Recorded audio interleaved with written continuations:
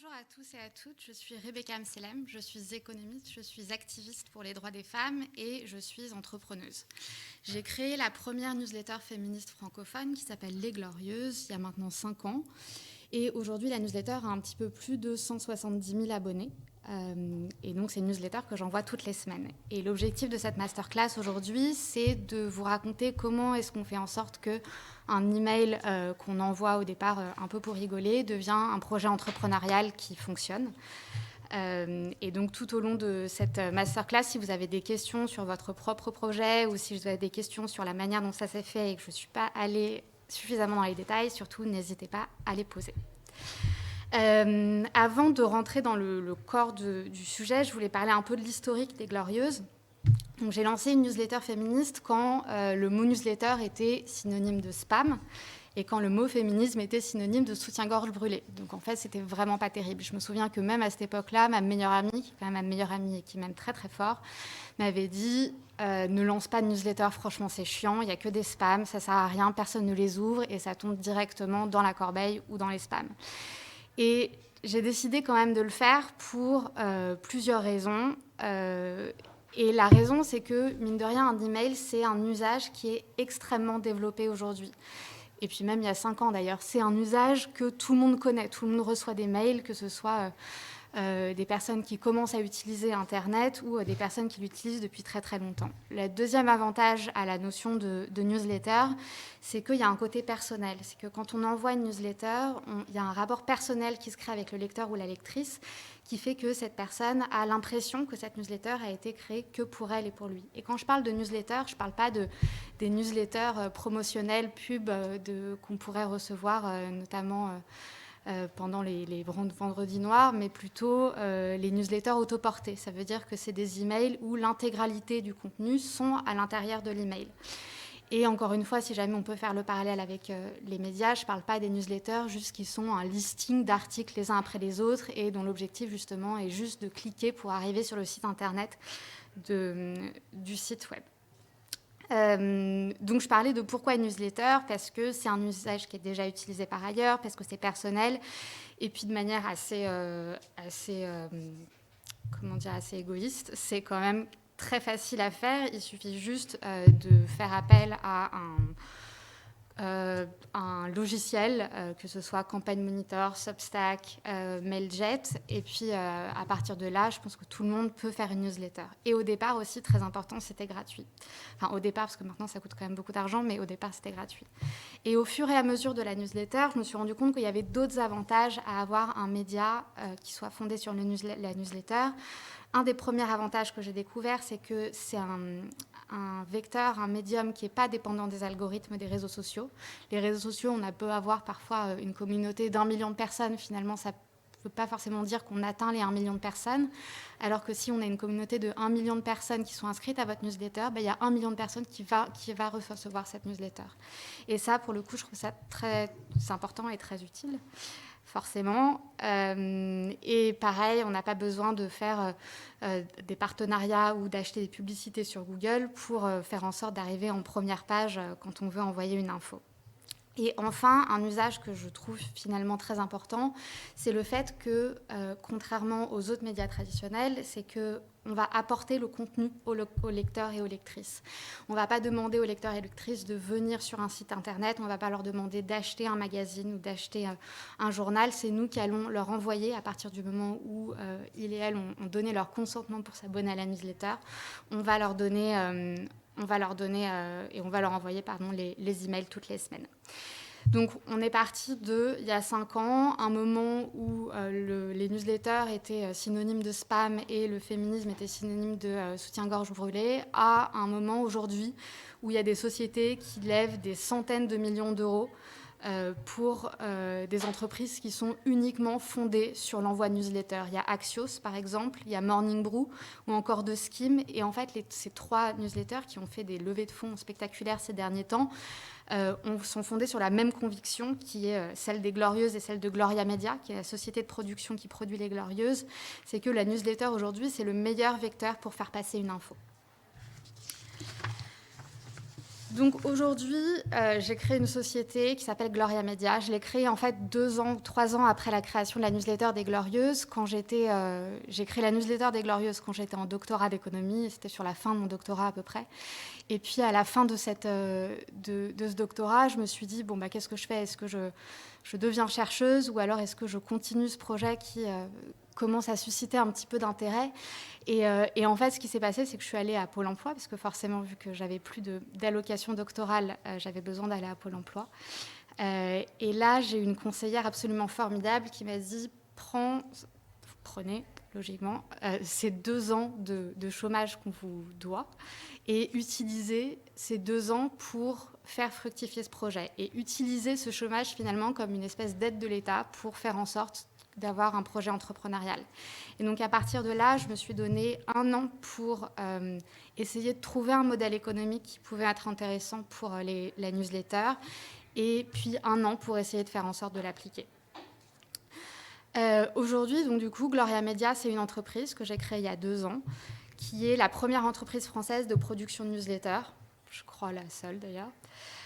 Et on produit 4 newsletters, pardon. On produit Les Glorieuses, donc, qui est la plus grande communauté qualifiée sur le féminisme aujourd'hui, avec plus de 150 000 personnes qui sont abonnées à la newsletter et 150 000 followers sur les réseaux sociaux. On produit aussi Les Petites Glos. Les Petites Glos, c'est une newsletter qui est bimensuelle, donc contrairement aux Glorieuses qui est hebdomadaire. Et Les Petites Glos, en fait, c'est destiné aux adolescents et aux adolescentes. Et l'objectif, c'est de raconter comment est-ce qu'on peut changer le monde quand on n'a pas de pouvoir et pas d'argent. Et on va leur donner des histoires d'activistes qui ont réussi à faire changer quelque chose au sein de leur communauté ou au sein de leur société, voire au sein de leur pays. Et on va leur donner les outils et la méthodologie pour faire en sorte que eux et elles de le faire dans leur propre société. Donc aujourd'hui, cette newsletter est envoyée à 20 000 abonnés.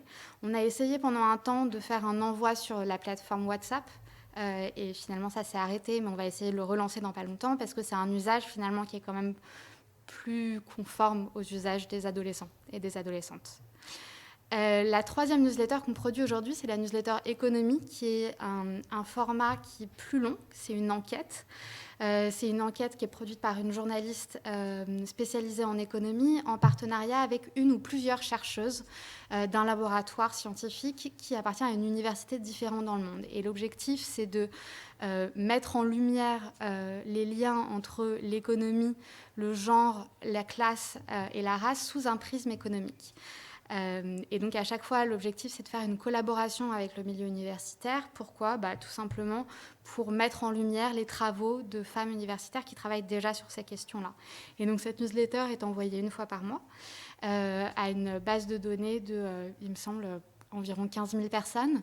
Et elle est envoyée dans sa version française et dans sa version anglaise pour avoir plus d'impact au niveau international. Et c'est la première fois d'ailleurs qu'on envoyait une enquête au niveau international. Et donc cette newsletter, contrairement aux Glorieuses et aux Petites Glos, c'est vraiment un format long, une enquête qui prend 1 mois, 2 mois, voire plusieurs mois à se construire. Et l'objectif, en fait, c'est vraiment de faire un lien entre les études de genre qui existent et les problèmes de la société actuelle. Par exemple, la prochaine édition va être envoyée samedi 21, et va porter sur le lien entre les inégalités salariales et les violences domestiques. Parce que oui, finalement, il y a un lien entre les deux.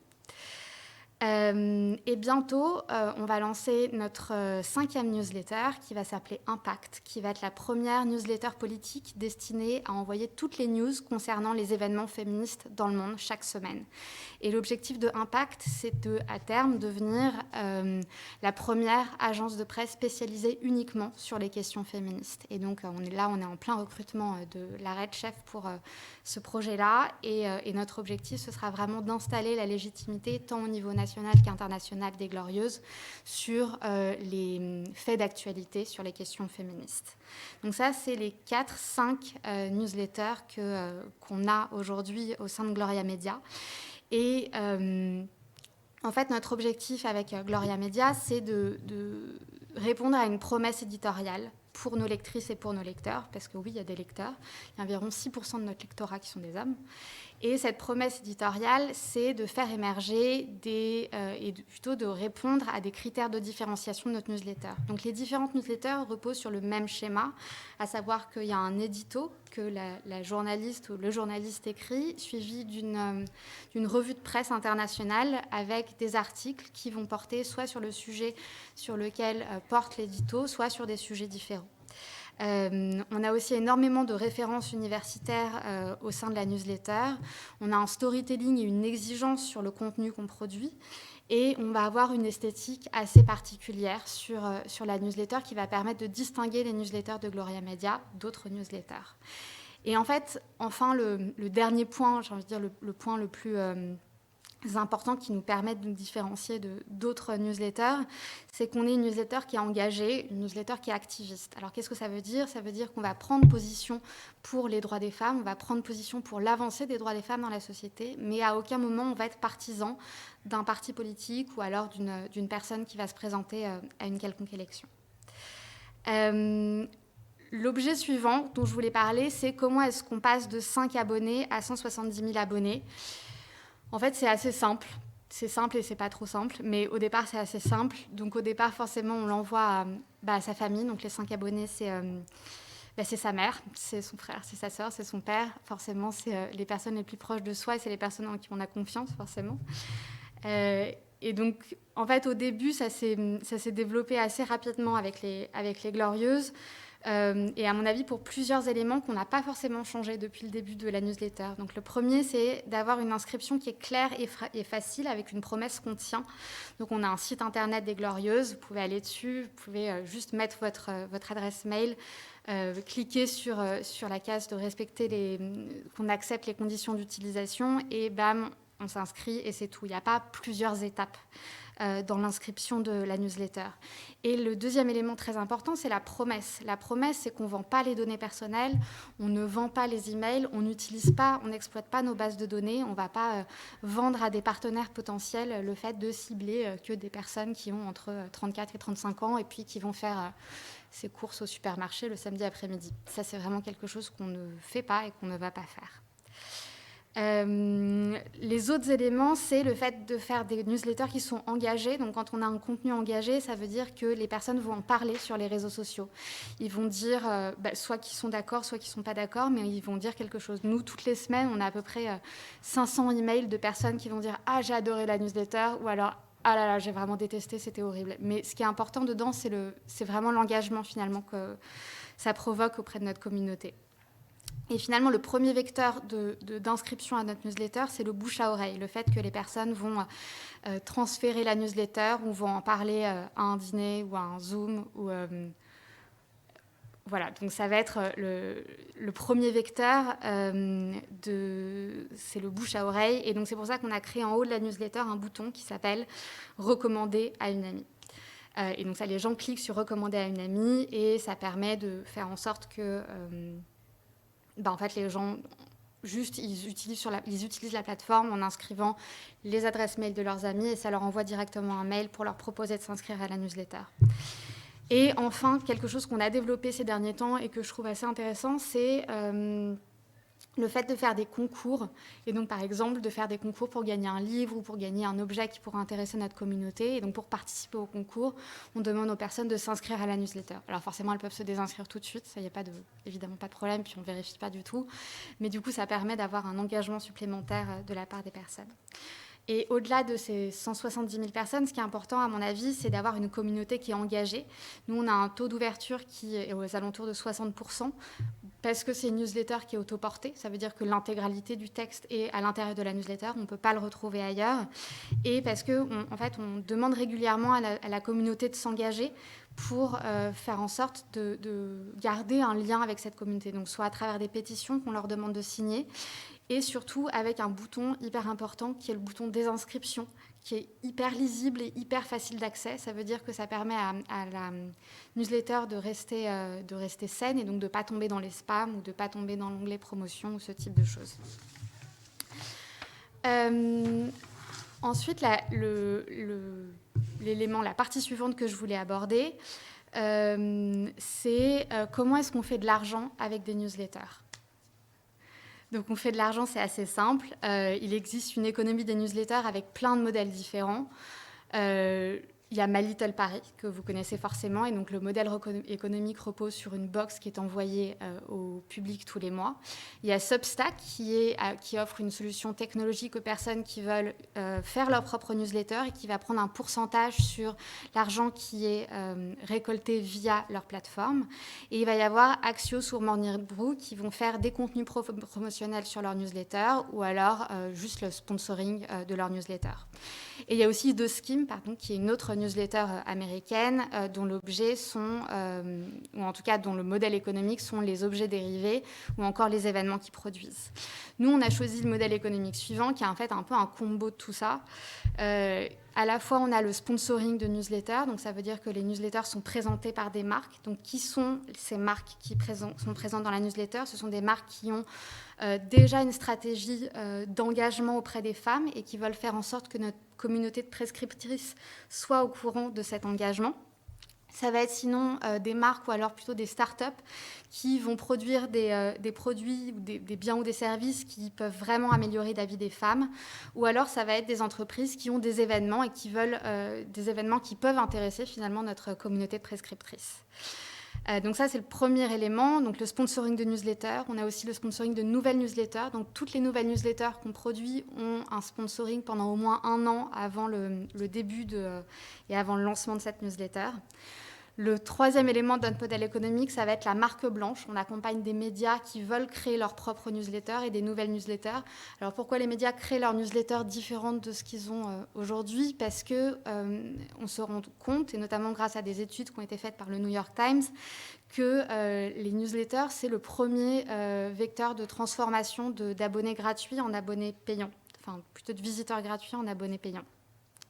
Et donc, on accompagne un certain nombre de médias dans la production de ces newsletters. Et enfin, le dernier aspect du modèle économique, c'est le club. Donc, le club, c'est 300 femmes qui font partie de ce club et qui ont accès à des événements, qui ont accès à des codes promotionnels, à des événements qui sont produits par nous ou des événements qui ne sont pas produits par nous, en échange d'une participation annuelle. Et on a aussi un programme avec ce club qui fait qu'un certain nombre de personnes peuvent y avoir accès sans payer, quand ces personnes n'ont pas les moyens économiques pour participer au club, pour pouvoir avoir un accès soit à tarif très très réduit, soit tout simplement gratuitement.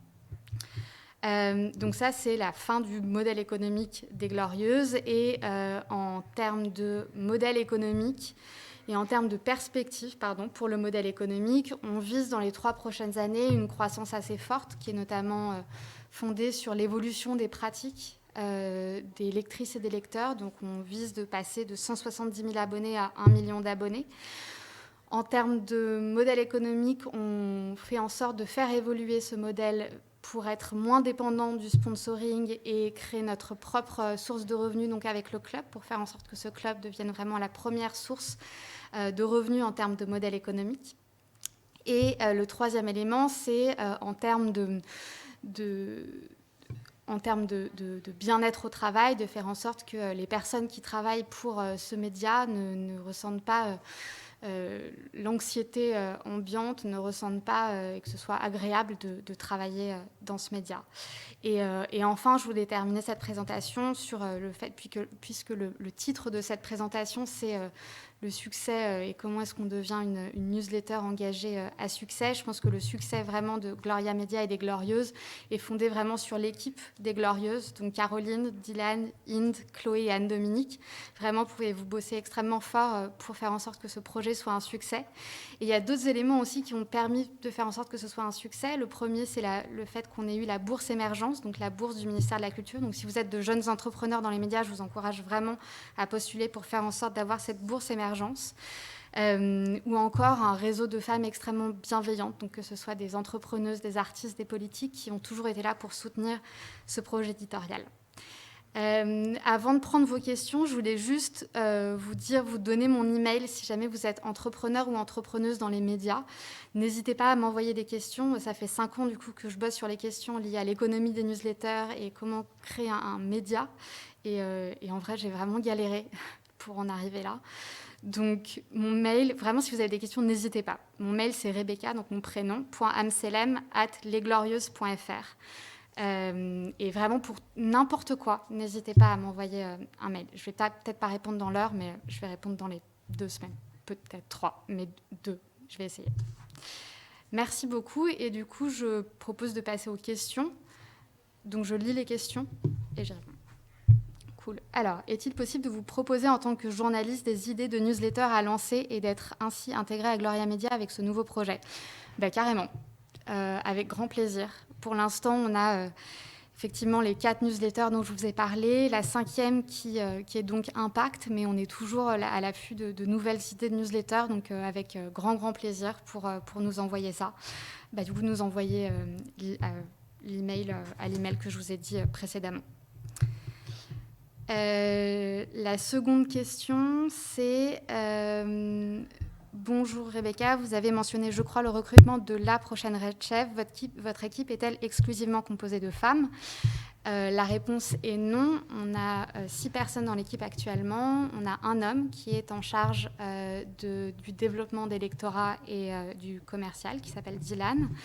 Et j'ai dit effectivement que c'était le recrutement de la prochaine Red Chef parce qu'on a fait un premier round déjà. On a eu des candidatures d'hommes, on a fait un premier round et pour l'instant, on a retenu des femmes pour le deuxième round. Donc c'est juste pour ça que j'ai dit la prochaine Red Chef, mais c'était pas du tout genré comme recrutement, comme aucun des recrutements d'ailleurs qu'on a. Pourquoi êtes-vous seule à parler de féminisme dans Médias en scène ? Je sais pas, je crois que vous demandez à l'organisation. Je trouve ça représentatif d'un désengagement grave des médias sur les questions des femmes. Qu'en pensez-vous ? Alors, je pense qu'il y a des questions... Enfin, je sais pas, c'est pas noir ou blanc en fait. Et je pense que juste avant moi, ou peut-être encore avant, il y avait Charlotte Pudlowski qui travaillait et qui est cofondatrice de Louis Média et que j'ai vu passer tout à l'heure. Et elle parle énormément des questions de féminisme, alors peut-être pas dans le cadre de la table ronde, mais dans le cadre de son entreprise et de son travail, elle en parle énormément. Il y a aussi Lorraine Bastide, qui est cofondatrice du studio de production Nouvelles Écoutes, qui a un podcast féministe. Il y a Victoire Toyon, qui a un autre podcast féministe et qui traite de ces questions-là. Il y a Mediapart, qui vient de créer un poste de gender editor pour qu'il y ait une personne qui ait vraiment une vision transversale de l'ensemble des enquêtes liées au féminisme. Il y a quoi d'autre ? En fait, la question des féminismes est abordée dans les médias. C'est encore timide, mais je pense qu'on a quand même beaucoup avancé sur ces questions-là. Et en fait, ce qui est intéressant, c'est que les questions de féminisme, les questions d'antiracisme, les questions d'écologie, en fait, elles émergent en premier temps dans des médias indépendants. Et ensuite, à partir du moment où il y a un succès de la part des médias indépendants, je pense qu'il y a des médias plus installés qui se disent « Ah, c'est peut-être une question qu'on devrait aborder davantage ». Et donc ça, c'est le premier élément. Et le second élément, je pense que c'est tout simplement au niveau sociétal. Je pense que la question des féminismes n'était pas forcément abordée beaucoup dans les médias traditionnels il y a 5 ans parce que ce n'était pas une question d'actualité. Donc je pense que c'est pour toutes ces raisons qu'on est peu encore à parler des questions de féminisme dans les médias, mais ça ne veut pas dire que ça n'existe pas. Et il existe plein de médias aujourd'hui qui abordent de façon tout à fait intéressante la question des féminismes. Voilà, donc si vous avez d'autres... Ah, non, il y a d'autres questions. Bonjour Rebecca, j'aimerais lancer ma newsletter. Est-ce que vous faites du mentoring personnel ? J'ai jamais fait de mentoring personnel, mais envoyez-moi un email, pourquoi pas. Si ça peut vous aider, avec grand plaisir. Je donne de temps en temps des masterclass sur comment concrètement créer sa newsletter, donc si jamais vous voulez, voilà, avec plaisir. Des recommandations sur la taille de la newsletter. En gros, faut-il faire court, long, ou ça ne joue pas tant que ça ? En fait, je ne pense pas que ça joue vraiment. Nous, c'est des newsletters qui sont très, très longues, en fait, et on se rend compte qu'il y a un taux de perdition entre le début de la newsletter et la fin qui est très, très faible. Donc, je pense qu'à partir du moment où les personnes... le plus important, en vrai, si jamais vous voulez que les gens ouvrent votre newsletter, c'est d'avoir un bon objet d'email, pardon. Et ça, en fait, on a tendance à le faire à la dernière minute, à la fin, et puis on ne fait pas forcément... hyper gaffe, mais au final c'est ça qui va faire que vous allez avoir un taux d'ouverture de 70% ou alors de 20%.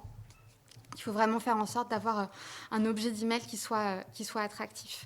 Et sinon, pour la taille de la newsletter, en vrai ça ne change pas. Enfin, moi, je n'ai pas remarqué en tout cas de différence. voilà, je vais m'arrêter là pour cette masterclass. Donc, je vous rappelle mon email si jamais vous voulez me contacter pour du mentoring personnel ou pour autre chose. Mon email, c'est rebecca.amselem@lesglorieuses.fr. Et n'hésitez pas à vous inscrire à la newsletter des Glorieuses, c'est gratuit et c'est tous les mercredis. Au revoir.